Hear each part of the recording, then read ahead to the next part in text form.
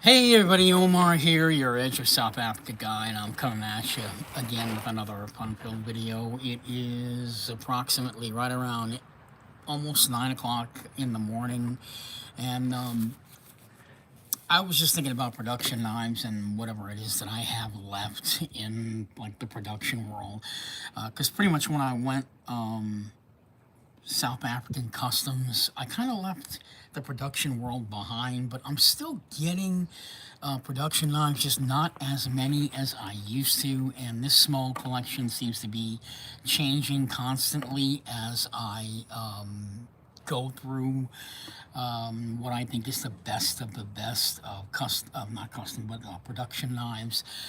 Now, keep in mind, this collection is based on my own personal taste and what I think is really a great collection of production knives to own. I kept thinking, what I wanted to do was to get it down to a permanent nine. That is still going on, but unfortunately, it keeps changing because I keep coming across production knives that I like, that I've heard of, that I've seen, that maybe I've held, maybe I've used in the last, I don't know, like 7 or 8 years that I know that are really, really great knives. Some of the knives in this collection are pretty obvious as to why they're in my collection. Others might remain sort of a mystery. A lot of them were just sort of kept just because they were limited editions, they were sprint runs. You're never going to see these knives again in this configuration, and they were production knives, so I had to keep them. So I just wanted to kind of run through these small production knives that I own, so you guys can, get an idea of what kind of knives that I like when I was collecting production, to the hilt. Keep in mind, my original collection was not a South African collection. It was a discontinued Kershaw collection. And since then, I have sold off every discontinued Kershaw knife that I own. If you want to check out check out those knives, you can check out my channel. Those videos are still up. You can see all of the discontinued Kershaws that I used to own. They're all gone. I sold them off to the Kershaw guy. I tried to sell them off on Facebook and some other social media, and it just wasn't successful. So I decided to go ahead and sell them all off to the Kershaw guy. He bought the entire lot for an undisclosed price that I could live with, and I thought that was pretty reasonable, so I went with it. So in any case, let's just go through some of the production knives that I currently have in my possession right now. And I believe this is all of it. There's not very, very many. In fact, I'm going to just move some stuff around here just for a minute. All right, so let's go ahead and get started so you guys can see what kind of knives I have. So this one is the Zero Tolerance 0562. This one's pretty obvious as to why this one is in my collection. I'm actually going to be giving this one to a friend. He's going to be getting it. So if he's watching, this is a perfect time for him to get an idea of what the knife looks like. This one has been used. I've used it. It's gone through a bit of a customization with the carbon fiber scale and then the blue screws on it. It's really made it really nice. So it's basically the blue screws all over. The only thing that you're going to find difficult to find is a pocket clip for this knife. I had plans to keep this one, and I was going to go to Adam Purvis and have him make me maybe a Damascus pocket clip for this knife. Deep pocket carry, I don't know, but that was the plan. And, now I've decided to go ahead and kind of just, let a friend have this one. Which brings me to another thought. I'm going to be doing another video on a 0562, the titanium version, the full titanium version. So I did order that one. I haven't paid for it yet, but he said it'll be coming like next week. So I'm guessing within the next 2 weeks I'll hear from the Kershaw guy, which is where I bought the titanium one from, when I'll be paying for that one and when that one's coming. So yeah, the 00562. This is definitely an iconic knife. This knife has been around, I'm gonna say, since since pretty much since 2012. So this has been a permanent fixture in the zero tolerance lineup, and it has never gone away. You can get it in two versions. You can get it in the original carbon fiber version, and then the with, I believe it was, CB20 now. The blade steel on the 0562 went through two other different iterations. It was originally M390, and then they went to 204P, and then they went to 20CB, which, not really quite sure why that happened, because they're all exactly the same exact steel, with slight variations in the composition of that steel, but pretty much it's the same exact steel. So the 0562 by Hinderer is really just it's probably seen as the most iconic knife, American high quality knife ever, the 0562. And ZT put it out in 2012, and this knife is based off of the original Hinderer design, and then he went into collaboration with Zero Tolerance in 2012, which kind of pushed the zero tolerance line, and that's why this knife is so well loved. It's the perfect size, it's the perfect shape, it's got really good ergonomics. You get really good high quality premium steel. It runs on ball bearings. It just looks like the perfect American-made knife, and I think that's why a lot of people go for this piece, and that's one of the reasons why I went for it. So, yeah. So ZT0562. The next one, this next one here is the launch. I believe it's the Launch 11. It's not rare, but it's one of the ones that kind of flew under the radar. As you know, Kershaw has an automatic series.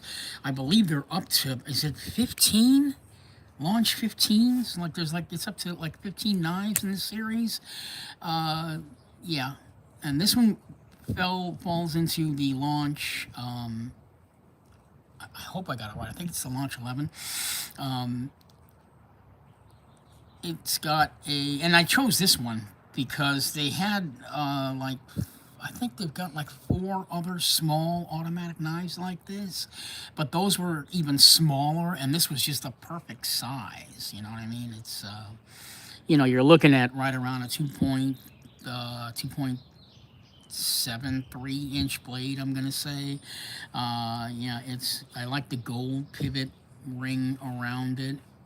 You don't see too many videos on this one of people owning them. I think Epic Snuggle Bunny's got this same knife. If he still has it, he probably sold it off. This one has black aluminum handles. You got the nice gold pivot ring.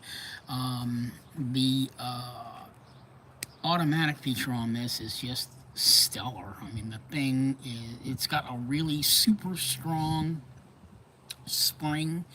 When you press the button, it just reverberates in your hand. Your hand kind of shakes for about a second and a half. So that's kind of a nice. So the automatic feature on this one is really, really great. It's just a perfect overall carry, like the Blackwash blade on it. That was another reason why I had to have it. This is Kershaw's signature logo there. I'm not quite sure what that stands for, but I think it's for original design. I think that's what it means. In other words, they didn't collaborate with any designer; they just created it. The scales are aluminum. You can still buy these, I believe, somewhere.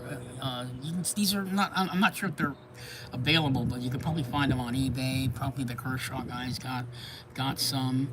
Aluminum scales is what this one is. It's got aluminum scales, nice black pocket clip there. Um, you got sort of a semi-integral look. It's not really integral, but you can tell that it's two halves sandwiched together to make this knife. Um, so yeah, really like this one.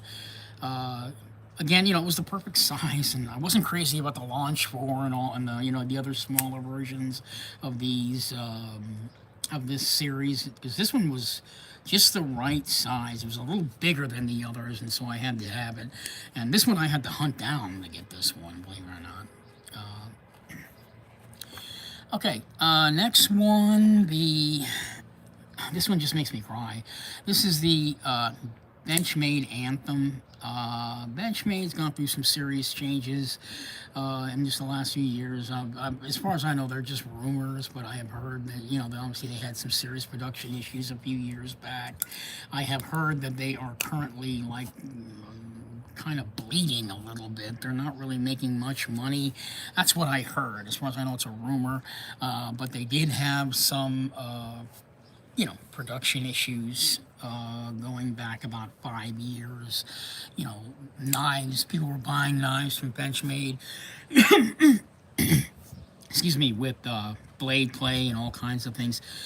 Out of the entire lineup, and this is why I cry when I look at this knife, out of the entire lineup, this is probably the best Benchmade ever made, as far as I'm concerned. And they discontinued it. And this is a very, very, very special knife, in my opinion, and I'll explain why. The Access Lock has been, for the longest time, Benchmade's signature deployment system. That's what I'm going to call it, signature deployment system. The Access Lock. And a better example of the Access Lock, let me put this one down, is the mini bug out. It's the only one that I got.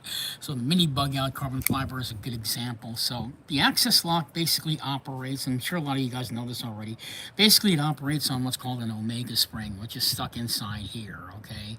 And basically it allows you to have that action, where the knife just sort of falls shut. And also you can open, I'm going to try to, the way my hand is, I can't, because the camera angle and, the way I've got the camera set up here, it's kind of hard, but I'm going to try. It allows you to do that, open. See, I can't even do it comfortably because I don't want to ruin the camera, but yeah, there you go. So it allows you to do this, open and close the knife without having to come in contact with the blade. Really genius.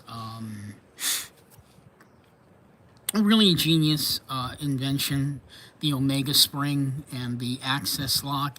Like I said, the only thing that's keeping this knife going is that little tiny spring in there. Sometimes the spring would pop out, over use. If you were using it for heavy use, sometimes the spring will pop out. I don't know if it became a problem, but it pretty much led to the invention of this knife here, which I'm going to get to in a second.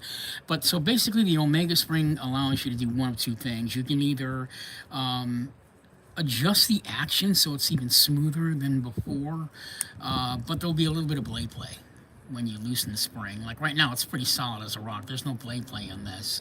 But if I were to loosen it, I could make it like even faster, opening and closing, doing that, but then I'd have a little bit of blade play. Or I can tighten it up, and of course it would be off-centered if you were to do that. So, or I can tighten it up, have it perfectly centered, right, but then the action wouldn't be as smooth, or it'll be a little stiff. So,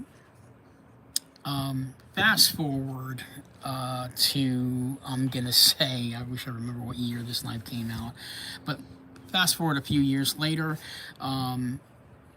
this one just makes me cry every time I think about it. The Benchmade Anthem came out. This is the only iteration of the Benchmade Anthem that ever came out. They decided to change the configuration of the Access Lock and the spring. So what they did was, and it was genius. It was absolutely genius. They separated the Access Lock and what we call the Omega spring. They became two different entities reimagined on a knife. So what they did was the spring that's normally in here is gone. Okay.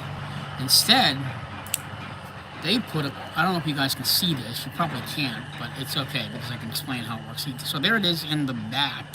Okay, so you see two screws in there, I think you can see it. You see two screws in there, and you see a long spring from the, from this butt of the knife all the way down midway, and that's where they placed, it's not the Omega spring anymore, it's a coil spring. So what that allows them to do is you get smoother action on the knife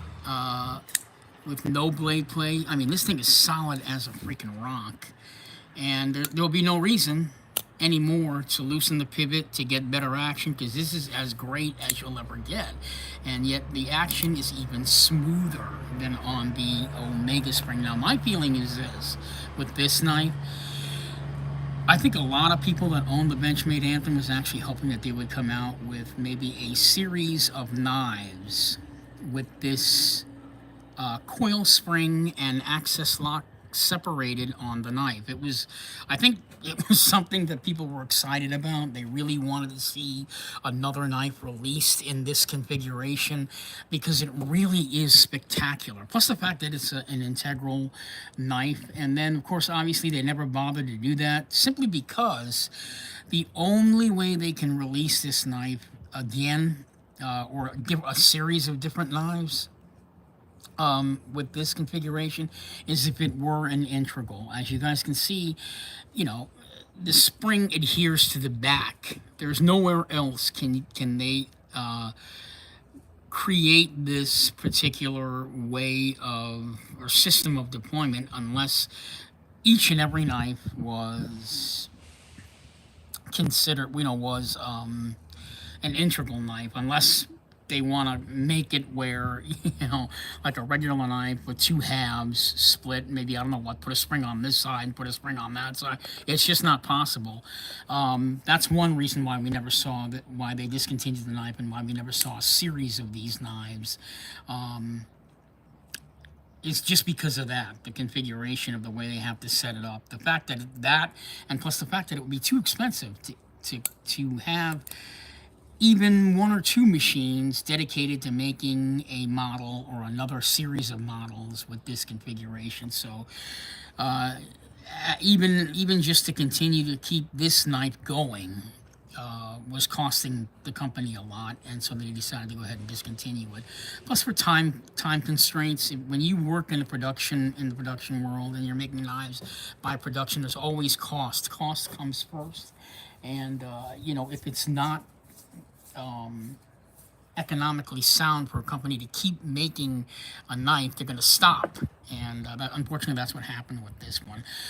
The pocket clip on this knife I thought sucked, so I still have it. I just think the knife pocket clip sucks. And I asked Adam Purvis to make me a Damascus pocket clip of this one, and it was definitely worth it. But if anyone is interested in buying this, I'm really sorry, but this one is never leaving my collection. This one really is going to be a keeper forever and ever. Benchmade Anthem. The next one, yeah, the Benchmade carbon fiber bug out, the mini version. So the Benchmade Bug Out is another one of those signature knives that a lot of people actually have in their collection, the Bug Out. It's just a perfect knife. This is the smaller version of it. Really nice. Yeah. It's just a really, really nice little folder for everyday pocket carry. I like the accents of the blue on it and the thumb studs. Really nice, really beautiful carbon fiber. This thing is pretty solid as a rock for a small knife. Yeah, there's no blade play on this. I don't see any at all. Really nice in the hand, perfect size. This would make a really awesome little office knife. You know, which is one of the reasons why when it comes to production knives, I like to have knives in different sizes. A lot of people like to just go for the medium or the large. I don't really care. I just want, you know, there's a reason why knives are made in different sizes, so I'm a fan of the different sizes. Uh, Benchmade mini carbon, mini bug out carbon fiber. Um, and again, you know, I'm just going to run through, unless there's something specific that I need to point out about the knife, I'm just going to run through these. The next one is a brand new one from Kershaw. This one was released this year. This is also illegal. I'm not supposed to have this. But I did do a video on this already. It's about 3 or 4 videos back. You guys can check out that video. This is the Kershaw Livewire. You know, again, we're kind of all hoping there'll be like another series of, you know, out the fronts by Kershaw. I think there probably will be, because the success of this one is probably going to make them create more. I think one of the advantages of the when this knife came out, one of the advantages of when this knife came out is the fact that Kershaw really did their research on OTFs before releasing their version of an OTF. I say that because I've never owned any other out the front, but I have flipped. I have not flipped, but I have deployed. Flipped. I have deployed quite a few of the out the fronts, and I can tell you this is probably the best that I've ever felt as far as an out the front goes. Reason being, the first obvious couple of reasons actually. This button here, the slider button, it's a lot easier than on some of the other Microtechs that I've deployed, some of the other Protechs that I've deployed. That's one. The other thing is, and this is a permanent fixture with OTFs. There's always a lot of blade play in OTFs. It's just the nature of the knife. The only knife that does not, or out the front knife that does not have any blade play on it is the Deadlock, and that knife's like $1,800. But as far as blade play goes, with this Kershaw Livewire, it's minimal. And the reason that there is blade play on each and every one of these is because of the double action. You know, the double action here is the reason. The spring has to come out and has to pop out the blade super fast, and unfortunately they sacrifice the solidity of the actual knife, so you get a little bit of blade play with that.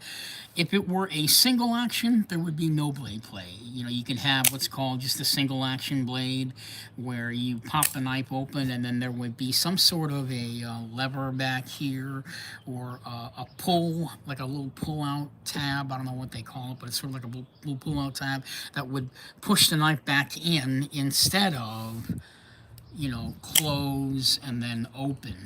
That would, you know, so it would be single action. Basically, you would have to reload it, you know, and then stick it back in and then deploy it again for what do you call it, to use the knife. But for double action, yeah, they're always going to have some sort of blade play on it. But this one has very minimal, and this is probably the best that I've ever deployed, and actually the only one I've ever had. So it just seems to me that Kershaw checked out all those, did their research, checked out all those blades, and said, let's come up with something that minimizes everything that people were complaining about. And you know what, guys? It worked. The Kershaw Livewire is a huge hit, so be on the lookout in 2024, maybe 2025 for more OTFs from Kershaw, because I think it's really going to happen.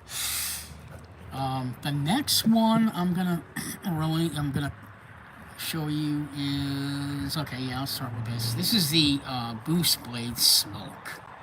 Now, if you guys haven't heard of William Booz, Boost Blade Smoke is actually named after his little dog. I think the dog passed away. This is the Smoke 1. This knife was manufactured by We Knives. knives. Runs on ceramic ball bearings.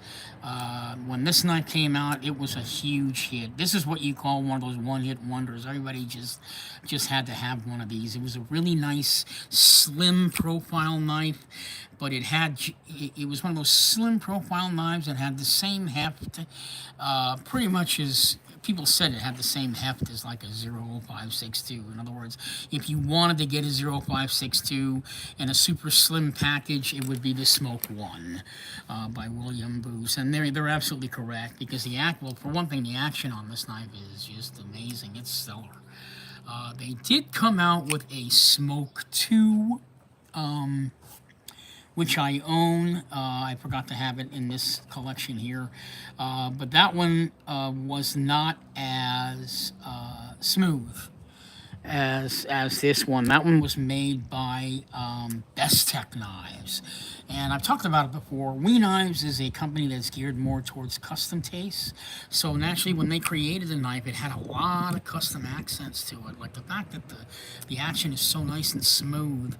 The fact that, you know, the carbon fiber on this was just super stellar. I mean, there was a lot of fine tuning to make this knife geared towards the custom collector. And you know, to be honest with you, it feels like a custom, even though it's not. Boost Blade Smoke 1, perfectly centered on this one. Really nice. One thing to point out, it's got a 3 design.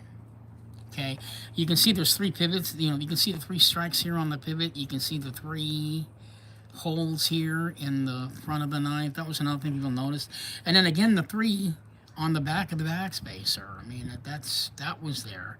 So you get, you know, 1, 2, 3, and then 1, 2, 3. You know what I mean? It was just a 3 thing, and everybody, even the screws, right? 1, 2, and then 3. I mean, it was just kind of a cool thing to notice on the knife.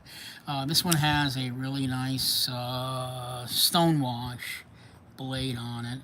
Really nice slim drop point blade. It's just perfect. Just absolutely perfect. The next one is the Boost Blades Hound.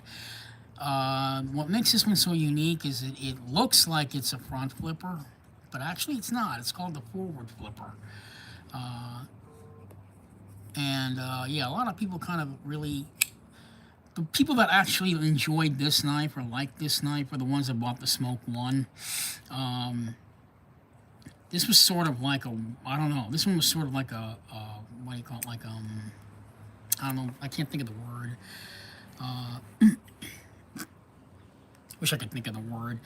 It wasn't as popular as the Smoke One, probably because it was a forward flipper. People saw this knife, they saw the forward flipper thing on it, they didn't get it. It, you know, it didn't really click with a lot of people. So, you know, but, you know, in hindsight, the knife was more geared towards collectors. Again, the ergonomics on this knife is really, really nice. I like how not only is there jimping, but the William Booth made it a point to have your thumb sort of right up here for comfort, and it really does work. Be like a perfect whittling knife, you know what I mean? The action on this is just as perfect as the Smoke One. Really cool.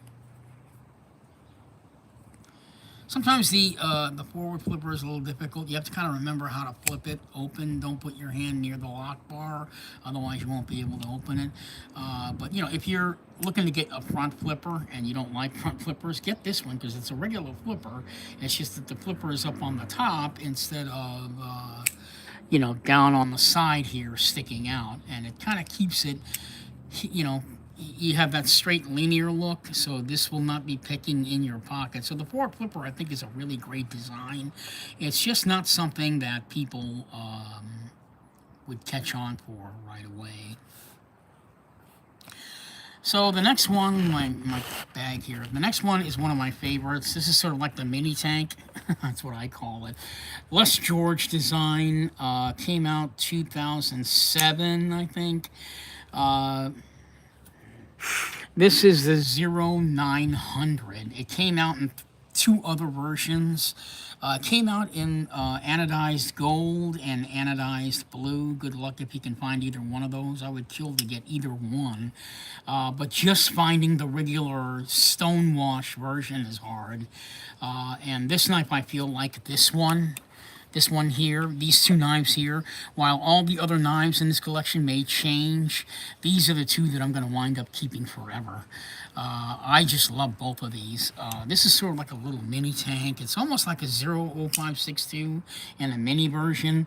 You know, you've got this really super solid, small little guy, like a mini tank knife.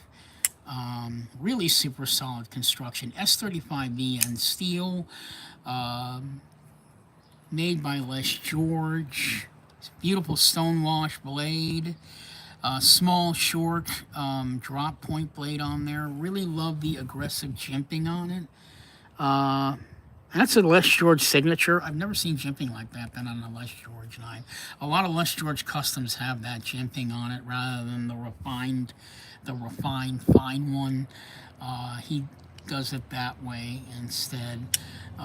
Any open construction knife that I come across, you can pretty much guarantee it's going to be in my collection forever, or completely closed integral. I love those two. That concept. It's also one of the main reasons why I love Clyde Challoner's knives so much, is because they have the same exact configuration as this knife. You got like the pivot and then just a freaking standoff, and there's nothing in the middle. It's just completely open. I can see through. I can see clearly now, you know what I mean? Yeah, I just love that you can see all the way through the end of the knife, and it's still solid as a rock. I'm a big fan of less is more, or completely close everything up and it looks super clean. Those are my two favorite gripes. I don't want to call it a gripe, but one of my favorite things that I love on knives, where it's either completely open or completely closed, and it just makes me nuts. And if it's a knife that has that and it looks aesthetically pleasing to me, you can pretty much bet it's going to be in my collection. The next knife is the Kershaw Bare Knuckle. This is like a treasure for any Kershaw collector, and I'm actually using it. I mean, this knife's been through hell, believe it or not. I know it doesn't look it because every time I use it, I clean it up really good, but I use this guy a lot. I mean, this thing has opened tons of boxes, and just time and time again, I've been using this one. It's an M390 blade with black wash. Another thing I love is black wash. I love black wash blades. It means that it just basically screams out, go ahead and use me. You don't have to worry about me getting all messed up and ugly, because I'm already beautifully ugly. Runs on ball bearings. The carbon fiber on this, just absolutely fantastic. You can find this knife on eBay going for about, I think I saw one for like $350. Absolutely ridiculous, but you know, if you're a fan of Kershaw and you're really badly, and you're a Kershaw collector, you'll pay that price for this knife. And I don't know if it's worth that much, but again, if you really want it in your collection, you're gonna wind up getting it. Smooth action with the ball bearing system on here, just really nice. Like the black pivot. I like the fact the knife is all blacked out. I do love that. Probably the only thing I'm not crazy about is the backspacer. It's such a high quality knife, and for the backspacer, they chose Zytel, you know, which I thought was a horrible choice. It's kind of like cheap G10, you know what I mean? It's just a piece of plastic. That's all that backspacer is. In fact, I think it would have been better if they just kept it an open construction knife, you know, with just the pivot and then maybe a standoff down at the bottom, and you know, ditch the Zytel, man. We don't need that on a knife. This is not a full frame lock. This is a subframe lock, meaning they basically cut out a section of the handle to create this sort of subframe lock in here, and then they just created they created an opening here for the I guess you call it the liner lock, or we call it a subliner lock. I like that feature, the fact that it's not the whole entire frame, but they just cut out a section to create that. It doesn't seem like it would be less solid by doing that. you're just sort of economizing the space to create the same, uh, to create the same, not action, but the same, I don't know what word it is I'm looking for. Yeah, kind of, pretty much to create the same thing. How about that? There you go. Okay, so next knife in my collection, I think it's my next to last one, because this video's been kind of running long again. I keep blabbing. This one is one of my favorites also. This is the, I might have one more in here somewhere. No, I don't. Because I did miss out on one more custom. I think I have it inside. Sorry, I left it in the house. Kind of surprised I don't have it here. I thought it would be here. Just want to make sure. I'll have to check inside my house if it's there. Anyway, this is the next to the last one. This is the Spyderco Techno. This is the second version of the knife. The first version of the knife had a blue G10 backspacer, and they put the knife out with a stonewash, full stonewash blade, S30V. This one got a ramp up in the steel with CTS XHP, which everybody knows is no slouch. It's a really good steel. Another change they did with this knife, the pocket clip used to be just silver. They gone ahead and they changed it to stonewash to kind of match the handles. It's another fun one. The stonewash on this is really nice. Really pretty. Got nice green backspacer. Yeah. Nice green backspacers, not backspacers, but barrel spacers. Again, I think it would have been better if they just kept just one. I don't think it's really necessary to have this one here, but it does add some nice color and some nice pop. So this one is sort of a modified, I don't know, Wharncliffe. You can hear the plane going by. Modified Wharncliffe, I don't know. Drop point, kind of a nice swedge. The knife has sort of a stonewash finish up at the top, and then down at the bottom you got like this mirror finish on it. So yeah, really nice one. And finally, the last knife. I might have to do this video again next time and do it slower or faster. I'll just bring out the other knife that I don't have here. I don't even know where that one is. I'm so surprised it's not. Don't know where it went. I'm actually kind of worried now. I don't know where that one is. Anyway, that was the Spyderco Swish Bowie. I gotta find that one. Yeah, so this is the last knife in my collection. It's also the latest one that I bought. This one is the Spyderco Sage 5. Now, the Sage series was a locking mechanism series. They had a liner lock version, Sage 1. I believe that one was all titanium. Then they had the Sage 2 that had sort of a bolt action lock on the front. It was a little button here that you kind of push down and then it would release the knife. And then they had, I can't remember what the other two are, but this one is the compression lock version, Sage 5. And of course, everybody knows that the compression lock is probably the greatest, yeah, definitely the greatest deployment system ever created, because for one thing, your hand doesn't even touch the blade at all when closing and opening the knife. And it's very similar to the access lock, you know what I mean? Only the lock is back here. Whereas, on the access lock, which produces the same action, you got it here on the side. And it's almost the same thing. But yeah, the compression lock obviously is a much, much better system overall.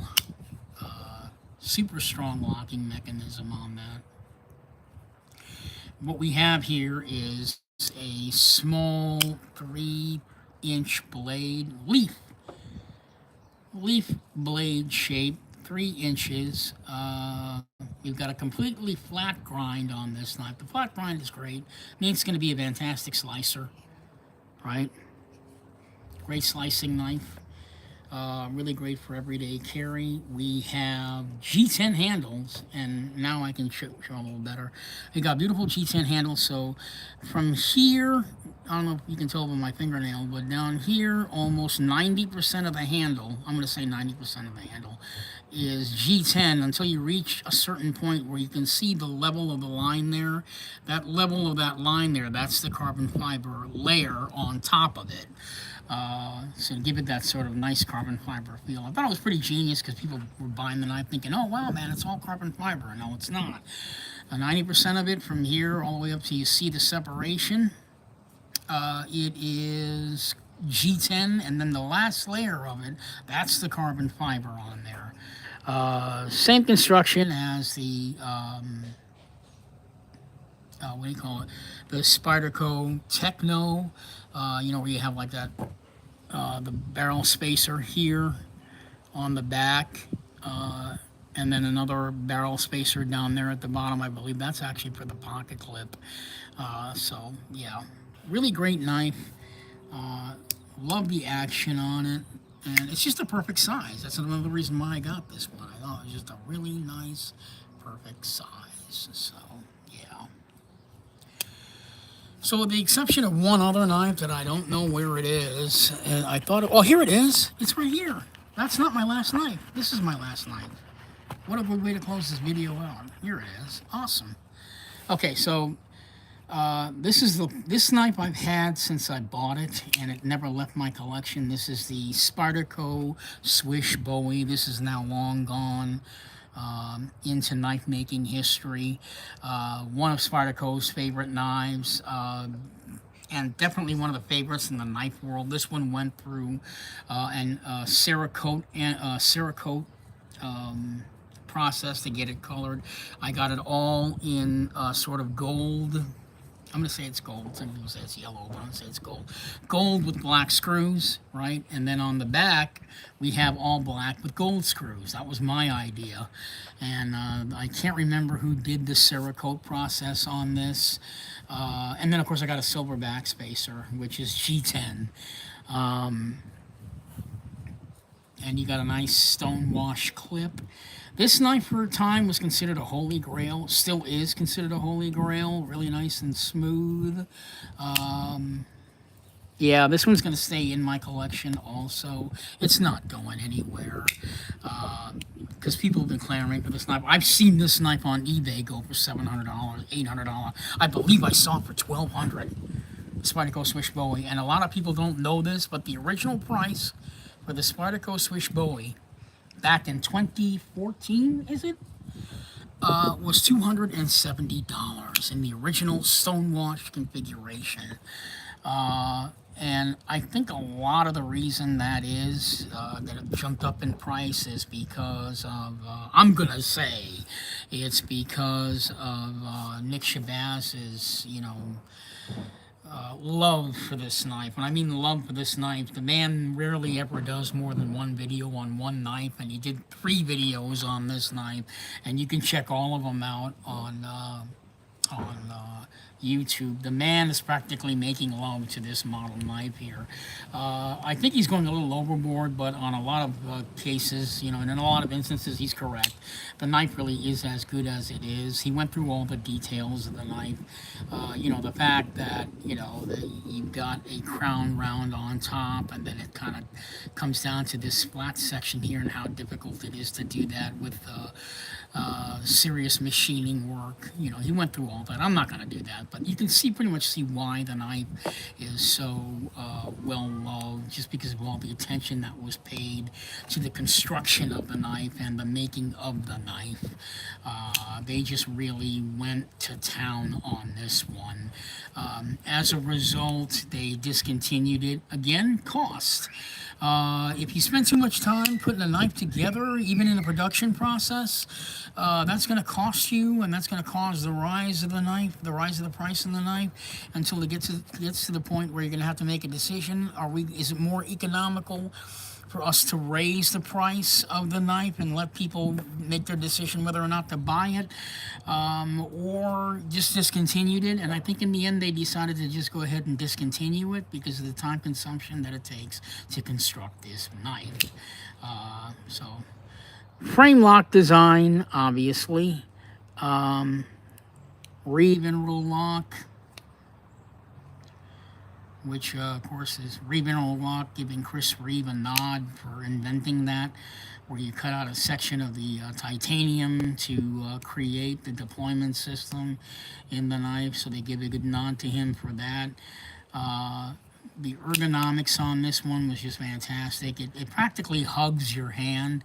All four fingers know where to go when you're, using the knife. It just feels so super comfortable. Really nice Bowie. They call it a Bowie blade, but it looks more like a drop point blade to me. Because Bowie style blades, they need to go like up more.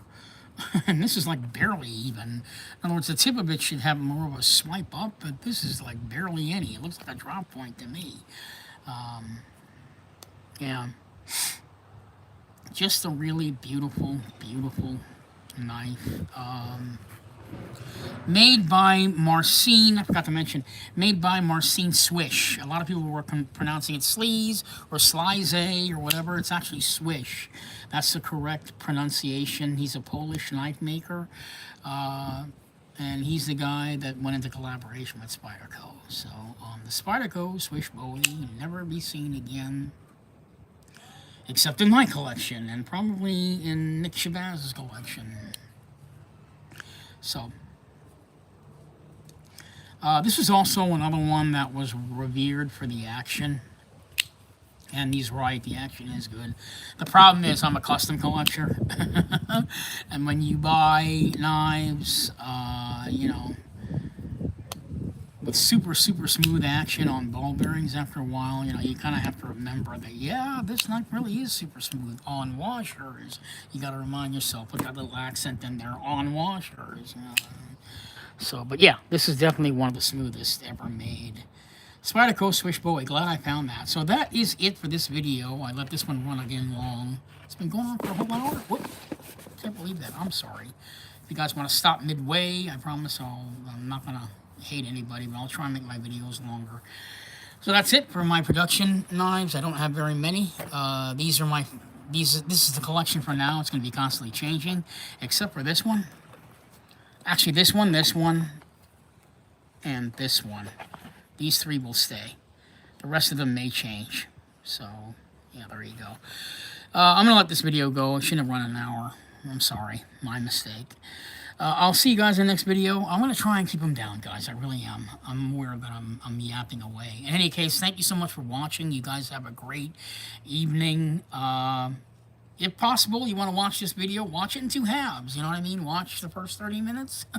Go have dinner, go do what you want to do, then watch the other half. I don't know, whatever. Catch you guys later, and you guys have a fantastic and wonderful 4th of July weekend, because I am off until Wednesday. Man, that is just so cool. I'll talk to you guys later. Thanks so much, and have a happy 4th.